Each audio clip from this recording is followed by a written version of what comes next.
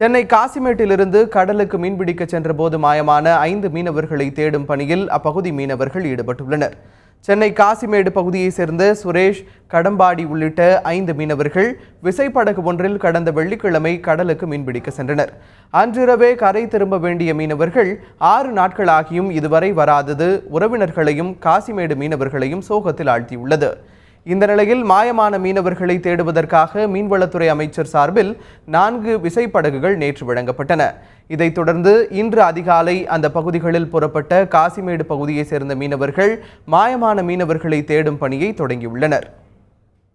Night 2 மணிக்கு போயிருக்குது போட்டு, 4 போட்டு போயிருக்குது. எங்கள் ஜனங்க போயிருக்கிறாங்க 4 போட்லேயும் தடுவுறதுக்கு. 10 நாள் மட்டும் தடுவுங்கன்னு சொல்லிக்கிறாங்க கவர்மெண்ட் மூலிமா. உங்களுக்கு என்ன செலவு வேணுமோ எண்ணெயிலேருந்து ரேஷன் எல்லாம் தங்களுக்கு போகிற போல் போயிடுது. 4 போட்டம் எல்லாம் ஏற்றி அமைச்சிக்கிறாங்க. எங்கள் பிள்ளைங்க போயிருக்கு, தடுவு போயிருக்குது. 10 நாளாக இருந்தாலும் தடுவி கொண்டு வாங்க, நீங்கள் உங்கள் சொந்தக்காரெல்லாம் போங்கன்னு சொல்லிக்கிறாங்க. எங்கள் சொந்தக்கார பிள்ளைங்களாம் போயிருக்கு. 10 நாள் ஆகும் போட்டு, 10 நாள் ஆகுமா, 5 நாள் ஆகுமா, 4 நாள் ஆகுமா எங்களுக்கு தெரியாது. ஆக மொத்தம் அவங்களுக்கு தேவையில்லாத பொருளை ஏற்றி நாங்கள் அனுப்பியிருக்கோம். 4 நாளுக்குள்ளே 5 நாளுக்குள்ளே எங்களுக்கு ரிசல்ட் வந்து எங்கள் பிள்ளைங்க வந்துட்டு எங்களுக்கு போதும். அதுதான் மெயின். எங்களுக்கு வேறு எதுவுமே வேணாம்.